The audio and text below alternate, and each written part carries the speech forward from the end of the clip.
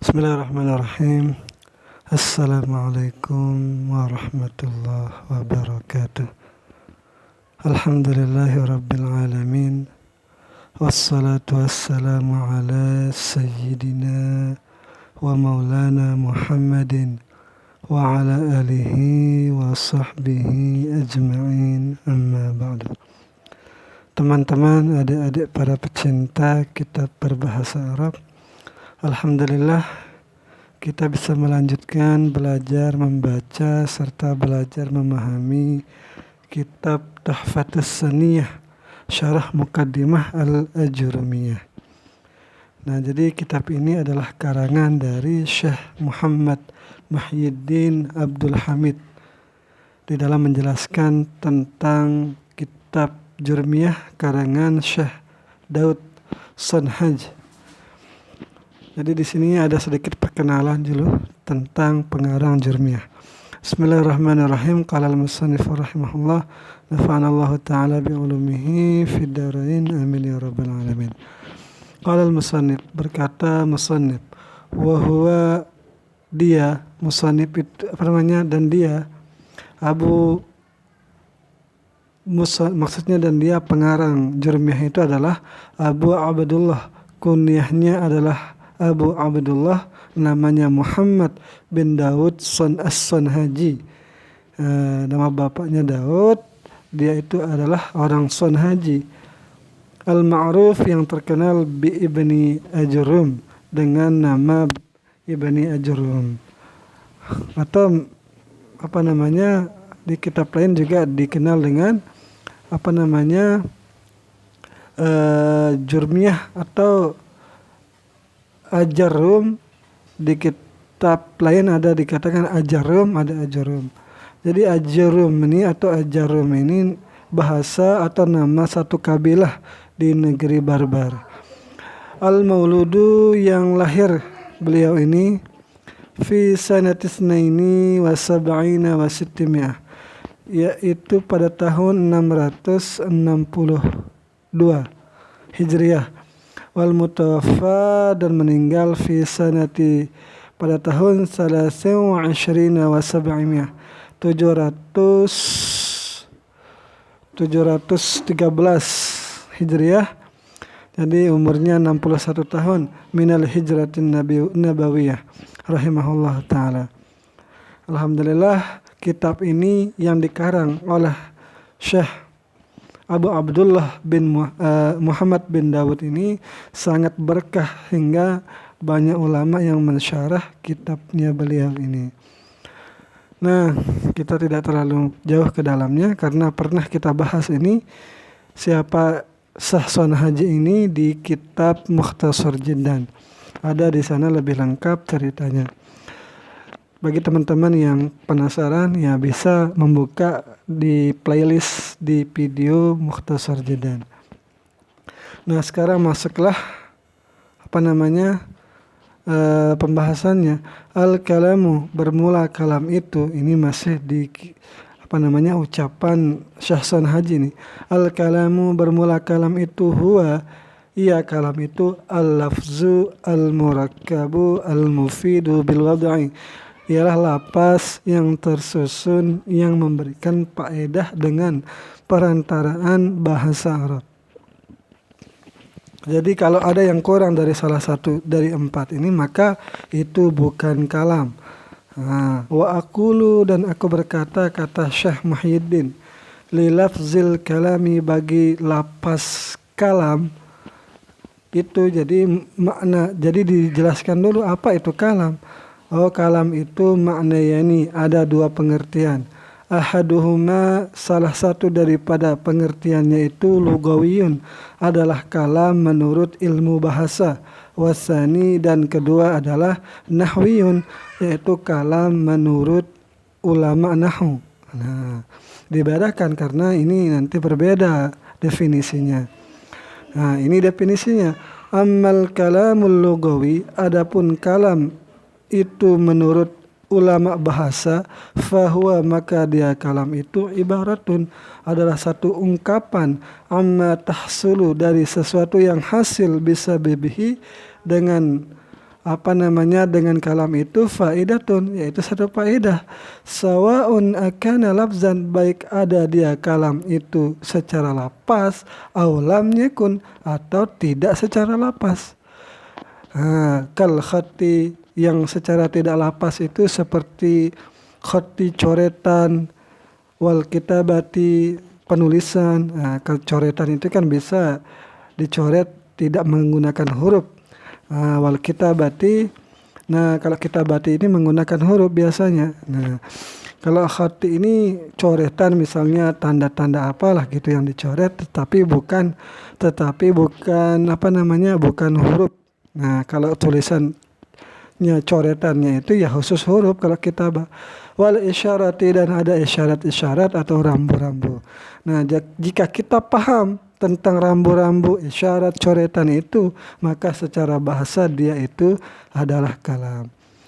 Wa ammal kalamu an-nahwiyyu, wa ammal kalamun nahwiyyu, adapun kalam yang menurut ulama nahwu, itu fala budda, maka haruslah min an yajtami'a, daripada bahwa berkumpul tihi padanya kalam itu arba'atu umurin, ada 4 perkara, yaitu yang di atas tadi, al-lafzu, murakkabu, lapas yang tersusun, al-mufid yang memberikan faedah, bil wad'i dengan bahasa Arab. Jadi sekarang dijelaskan rinciannya. Al-awalu, yang pertama daripada 4 perkara itu, ayyakuna lafzan, adalah hendaknya kalam itu dia itu secara lapas, yaitu lisan kita berbicara. Wasani, yang kedua adalah ayyakuna murakkaban. Jadi kalam itu selain dari lapas, dia itu harus tersusun kalimatnya itu. Jangan hanya satu kata atau satu kalimat. Jadi sebelum kita lanjut, jadi kalimat ketika kita berbahasa Arab itu artinya kata. Kalau di dalam bahasa Indonesia kalimat itu minimal 2 kata. Jadi perlu jangan bingung tentang kalau saya menyebutkan kalimat. Kalimat itu maksudnya kata di sini.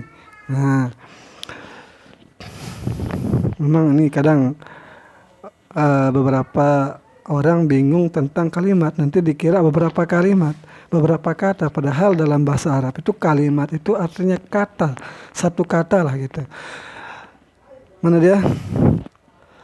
Wasalis, yang ketiga, ayakuna mufidan, hendaknya kalam itu setelah dia lapas, tersusun, dan harus memberikan pemahaman.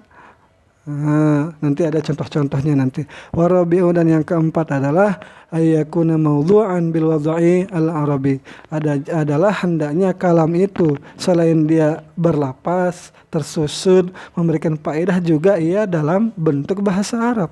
Jangan sampai dia secara lapas oke, murakkab oke, mufidannya oke, tetapi bukan bahasa Arab. Itu jangan sampai keluar dari salah satu yang 4 ini. Itu perbedaan antara kalam menurut lugawi dan nahwi. Wa ma'na kaunihi lafzan, ini masuk lagi ke dalam ini perinciannya lagi.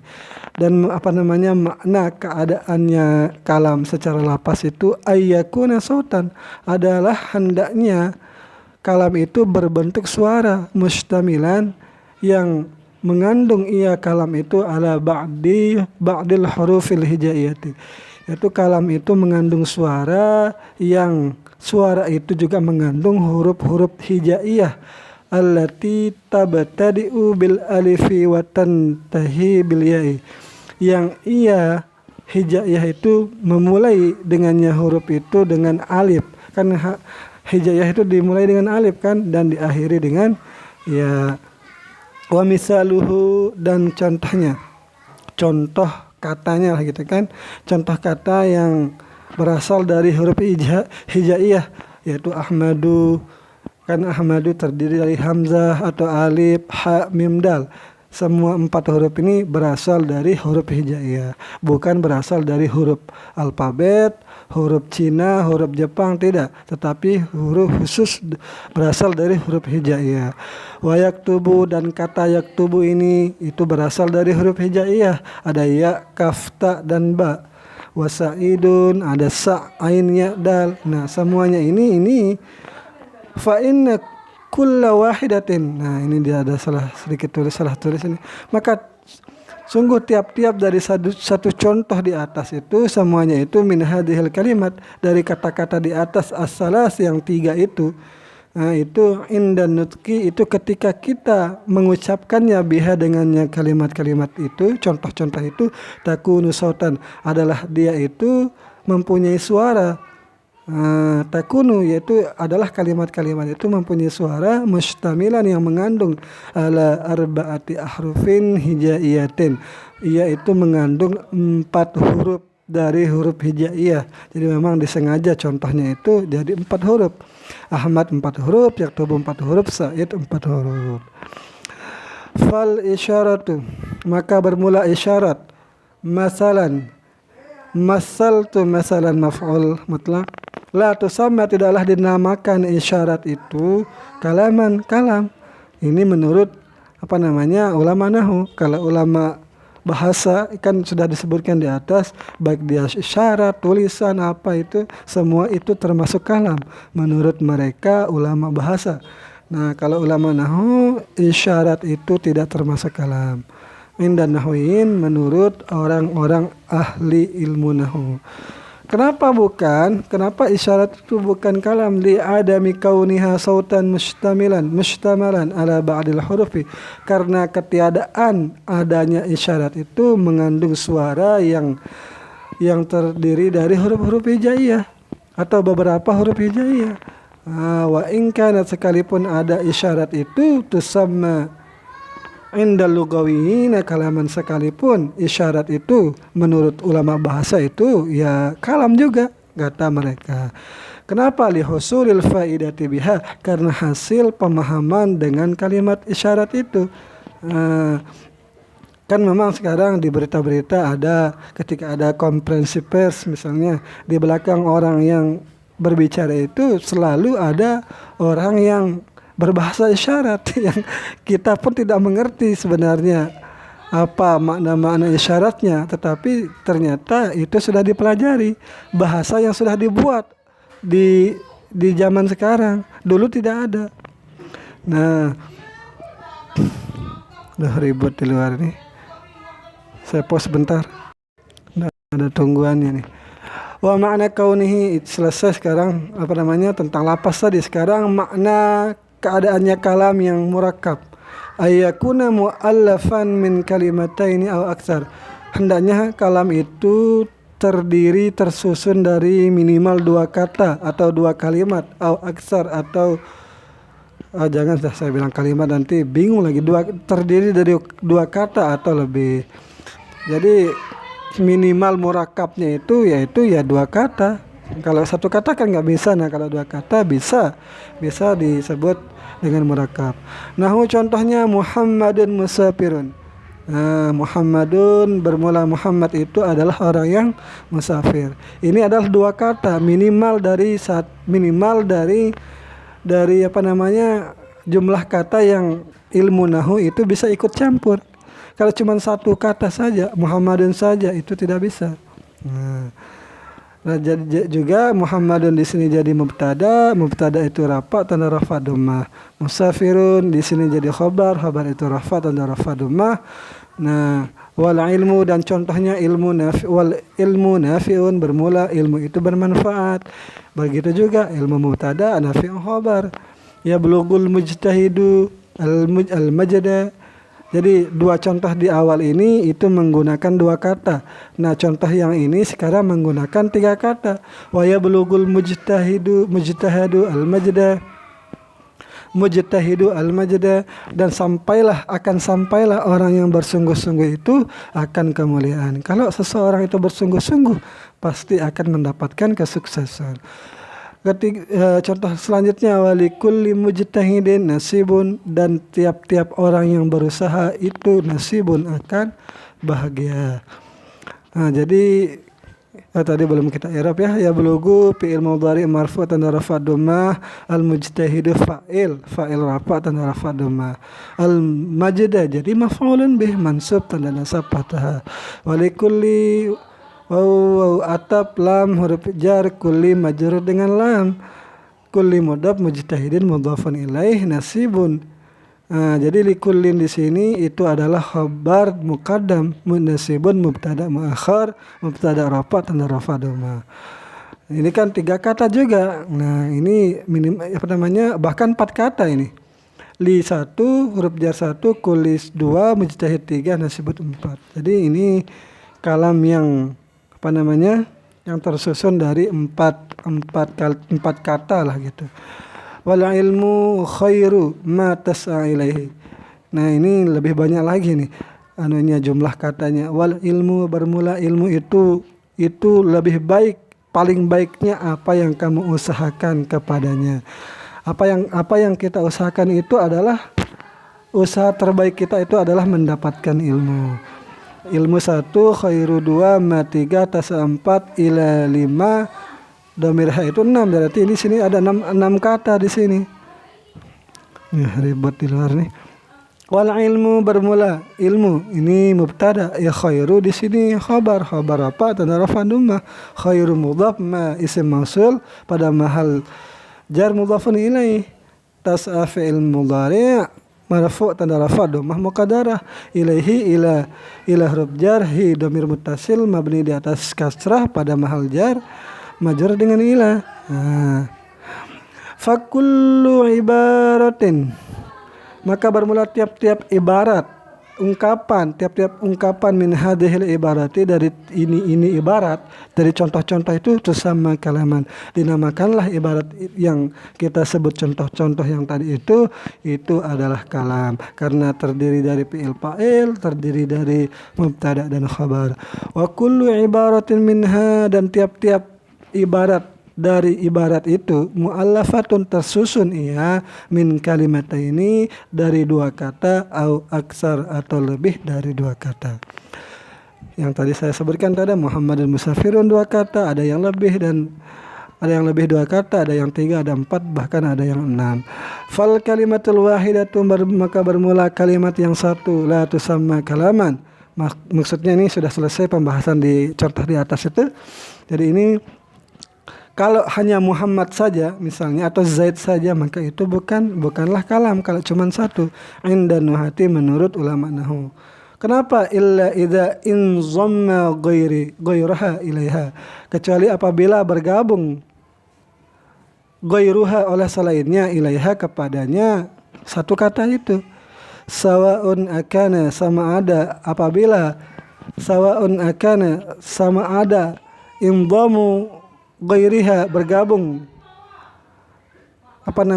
selainnya ilaiha kepadanya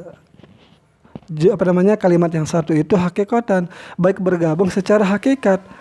Nah, seperti Muhammadun Musafirin ini kan ada gabungannya dengan musafir, secara hakikatnya terlihat. Nah, kal amsilatis sabiqah, seperti contoh-contoh yang sudah tadi kita sebutkan. Itu penggabungannya secara hakiki. Ada Muhammadnya, ada musafirnya, ada ilmunya, ada nafi'nya, dan seterusnya. Itu penggabungan secara hakiki. Am takdiran, ataupun ada penggabungannya itu secara takdir. Kama idza qala laka, sebagaimana apabila berkata seseorang kepadamu, qailun yang berkata, man akhuka, siapakah saudaramu? Nah, karena kita ditanya seperti ini, fanaqul, maka kita akan fatakul, maka engkau akan menjawab, kata Syekh Muhyiddin, Muhammadun. Nah, Muhammadun di sini meskipun 1 kata, iya ini tetap dinamakan kalam. Kenapa? Kan tadi katanya kalau 1 kata tidak boleh dijadikan kalam, tetapi kok bisa jadi kalam? Kenapa? Karena ada takdirannya, yaitu Muhammadun bermula Muhammad itu akhi, adalah saudaraku. Karena kita ditanya tadi, siapa saudaramu? Oh, Muhammad itu adalah saudaraku. Ada takdirannya yang dibuang, yang sudah kita paham dari pertanyaan itu. Fahadhil kalimah, maka bermula kalimat ini tu'tabaru, itu dianggap kalam Muhammadun 1 ini. Kenapa? Li'anna takdir, karena bahwasanya takdirannya Muhammadun akhi, bermula Muhammad itu adalah saudaraku. Ibu Fahiyah, maka dia kata yang satu itu fit takdiri ibaratun, itu fahiyah fit takdir. Fahiyah, dan dia kata Muhammadun akhi ini fit takdiri, dalam takdirannya itu ibaratun, itu satu ibarat mu'allafatun yang disusun min salasi kalimatin, dari 3 kata. Kok bisa 3 kata? Muhammadun 1, akhi 2, akhun, dan kalau bersambung dengannya akhir, jadi kan berarti ini 3 kata, Muhammad 1, akhun 2, ya mutakalimnya 1 menjadi 3. Itulah kenapa disebut 3. Nah, itu tentang murakab. Sekarang tentang mufid. Wa ma'na kaunihi mufidan, dan arti keadaannya kalam itu mufidan, yaitu ayyahsuna sukutul mutakallimi alaihi, yaitu baguslah diam orang yang berbicara atasnya pembicaraan. Bihaitsu, dengan sekira la yabqa, tidaklah tersisa as-sami'u oleh orang yang mendengar, muntaziran li syai'in akhar, hal keadaannya menunggu bagi sesuatu yang lain. Falau kulta, ini contohnya nih, maka jika engkau berkata, idza hadaral ustadu, apabila hadirlah ustad, lalu diam. La yusamma dzalika kalaman, tidaklah dinamakan kalam idza hadaral ustad ini kalaman, meskipun dia terdiri dari 3 kata. Kenapa? Nah, karena belum sempurna, karena belum ada jawab dari idza. Walau annahu labzun murakkabun min salasi kalimatin, sekalipun ada kata idza hadaral ustazu itu lapas yang tersusun, yang terdiri dari 3 kata, itu belum dinamakan kalam, li annal mukhataba, karena orang yang diajak berbicara itu yantaziru ma taquluhu, akan menunggu apa yang engkau ucapkan, ba'da hadza, setelah mengucapkan 3 kata itu. Ketika ada yang mengatakan, atau ketika saya sudah mengatakan, apabila hadirlah ustadz, maka orang yang saya ajak berbicara itu akan menunggu. Kalau ustadz hadir, lalu kenapa? Nah kan, apakah dia akan makan, apakah dia akan mengajar, apakah dia akan pulang, kan belum tentu. Masih butuh kepada penjelasan, makanya belum dinamakan kalam. Nah, mimma yutarattabu ala huduril ustadz, dari sesuatu yang yutarattabu, yang ditartibkan atas kehadiran ustadz. Setelah ustadz hadir lalu apa? Nah, fa iza qulta, maka apabila engkau berkata idza hadaral ustadz, apabila hadirlah ustadz, ansatat talabizu, niscaya atau maka diamlah para murid itu. Oh, bukan pulang, bukan makan, ternyata kalau ustadz hadir, ternyata diamlah para murid itu. Ya kan jelas jadinya di sini. Sora kalaman, maka jadilah kalimat yang tadi itu kalau dilanjutkan menjadi kalam. Lihusulil faedah, karena hasil faedahnya. Lanjut, wa makna kaunihi, makna terakhir, wa makna kaunihi mawdu'an bil wada'il arabi, dan arti dari kalam yang dibuat dengan bahasa Arab, yaitu antakuna al-alfazul musta'milatu, ada hendaknya lapas-lapas yang digunakan fil kalami, di dalam berbicara itu, minal alfazil lati, dari lapas-lapas yang lapas-lapas itu wada'atha al-arabu, yang dibuat oleh orang Arab. Jangan sampai kita itu berbicara dengan bahasa Indonesia atau bahasa yang lain, karena itu bukan dibuat oleh orang Arab. Khusus kalimat yang kita pakai berbicara itu kalimat yang dibuat oleh orang Arab. Kenapa? Lidilalati ala ma'nan minal ma'ani, agar menunjukkan atas satu makna daripada beberapa makna. Masalan, contohnya hadara. Nah, hadara ini kan yang membuat kata hadara adalah orang Arab. Nah, jadi kalimat hadara ini kalimatun, satu kalimat, wada'aha al-arabu li ma'na, yang meletakkan atau yang membuat kata itu adalah orang Arab yang mempunyai makna. Wahwa, dan dia maknanya itu adalah husulul huduri fi zamanil madi, yaitu terjadinya kehadiran pada zaman yang sudah madi, sudah lampau. Hadara kan ini fi'il madi, mabni di atas fathah. Nah, fa'ilnya kembali kepada huwa. Wa kalimatun, dan kata Muhammad, ini contoh kedua nih. Dan contoh kedua itu kata Muhammad. Nah, jadi kata Muhammad itu qad wada'aha al-arabu. Jadi kata Muhammad itu dibuat oleh orang Arab dari wazan ini misalnya. Di makna, karena ada satu makna, ada maknanya. Nah, wa huwa zat syakhsi, dan dia maknanya adalah zat seseorang. Zat seseorang al-musamma, yang diberikan nama bihadzal ismi, dengan nama ini. Ada anak kita lahir, kita berikan nama Muhammad. Berarti musammanya itu dia, anak itu dinamakan dengan Muhammad. Fa idza qulta, nah apabila engkau berkata, kita gabung kedua contoh itu, hadara dan Muhammad itu menjadi hadara Muhammadun. Berarti kedua kata ini kan tadi dibuat oleh orang Arab. Nah, gara-gara keduanya dibuat oleh orang Arab, kebetulan yang satu fiil, yang satu isim, jadi bisa maknanya itu bisa menjadi kalam yang sempurna. Telah hadirlah Muhammad. Takunu qad ista'malta kalimataini. Jadilah engkau sudah menggunakan dua kata ini menjadi kalam. Engkau sudah menggunakan dua kata ini. Kullu minhuma, bermula tiap-tiap daripada keduanya, hadara dan Muhammad itu, mimma wada'ahul Arab, dari sesuatu yang dibuat oleh orang Arab. Bi khilafi ma idza takallamta bi kalamin mimma wada'ahul ajam. Berbeda, tidak akan dianggap kalam apabila kamu berbicara dengan kata yang dibuat oleh orang non-Arab, seperti bahasa Indonesia atau bahasa, kalau di sini contohnya kal Farsi, sebagaimana bahasa Farsi. Farsi itu bukan bahasanya orang Arab, itu bahasanya orang Farsi, orang-orang Iran. Wat Turki, bahasa Turki, wal Barbari, bahasa Barbar.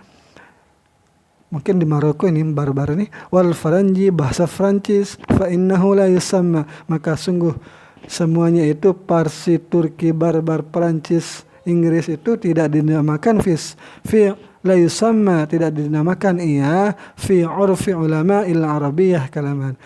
Jadi di dalam kebiasaan atau istilah ulama nahwu, ulama Arabiah itu bukan kalam. Mungkin maksudnya ulama Al-Rabiah An-Nahwiyah mungkin ini. Wa in sammahu, sekalipun menamakan ahlul lughah, orang-orang yang ahli bahasa itu, al-ukhra, yang lain itu, kalaman, menjadi, yaitu adalah kalam. Yang jelas kalau ilmu nahwu itu bukan kalam kalau bukan bahasa Arab. Al-jawu, ini jelas. Amsilatun lil kalamil mustawfa asyurut. Amsilatun ini khobar dari mubtada mahdhuf, takdirannya hadza atau hadhihi. Hadhihi ini adalah contoh-contoh bagi kalam yang memenuhi syarat. Misalnya ini al-jawu sahun, cuacanya bagus, al-bustanu musmirun, kebunnya berbuah, al-hilalu sati'un, anak bulannya sudah muncul, as-sama'u safiyatun, bermula langit itu cerah, yudhi'ul qamru lailan, rembulan itu bercahaya pada malam hari, yanjahul mujtahidu, sukseslah orang yang bersungguh-sungguh, la yuflihul kasulu, tidak akan beruntung orang yang malas, la ilaha illallah Muhammadun safwatun al-mursalin, Allahu rabbuna Muhammadun nabiyuna, dan lain-lain. Nah, ini ada pertanyaannya juga. Ini belum sampai ke pertanyaannya. Amsilatun lil lafzil mufrad, contoh-contoh bagi lapas yang mufrad, yang satu, Muhammadun, Ali, Ibrahim, qama, min. Jadi ini sebenarnya ini sangat-sangat dasar ini ya pembahasannya ini. Amsalatun lil murakkabi, contoh-contoh bagi yang murakkab, ghairul mufid, yang tidak ada faedahnya. Dia murakkab tetapi tidak pada faedahnya. Sama seperti tiga kata tetapi tidak mempunyai faedah itu. Tetapi perbedaannya di sini murakkabnya itu dihitung satu lah gitu. Misalnya Madinatul Iskandariyah, kota Alexandria. Jadi meskipun ada kota dan Alexandria, tetapi tetap dijadikan satu kata, kota Alexandria. Abdullah, hambanya Allah, namanya orang sekarang Abdullah saja, berarti tidak bisa dipisahkan. Hadramaut, mungkin hadra dan maut ini lau ansafannas, kata lau ansafannas idza jaa syita, apabila datang musim dingin, kalau nggak salah, idza asyita was-sayf mahma akhfa al-mura'i, barangkali bersembunyilah orang yang ria, in tala'at syamsu, apabila terbitlah matahari. Nah, ini kan semua kalam ini murakab tetapi tidak memberikan faedah. As'ilatun ala ma taqaddama, pertanyaan-pertanyaan atas apa yang sudah kita bahas. Ma huwal kalam, apa itu kalam, ma ma'na kaunihi, itu kalau kita di sini tidak ditemukan jawabannya, ini langsung kita jawab sendiri. Ma huwal kalam, apa itu kalam? Oh, kalam itu menurut ilmu nahwu, menurut ilmu bahasa ini, menurut ulama nahwu ini anunya. Ma makna kaunuhu lafzan, apa makna keadaannya kalam secara lapas, secara mufid, secara murakab. Bil wad'i juga. Masil bi khamsati amsilatin, contohkanlah dengan contoh 5 contoh, lima yusamma, bagi sesuatu yang dinamakan indan nuhati kalaman, yaitu berikan contoh kalam 5 contoh kata yang sudah bisa disebut kalam menurut ulama nahwu. Nah, ini mungkin yang bisa saya sampaikan, sudah 31 menit.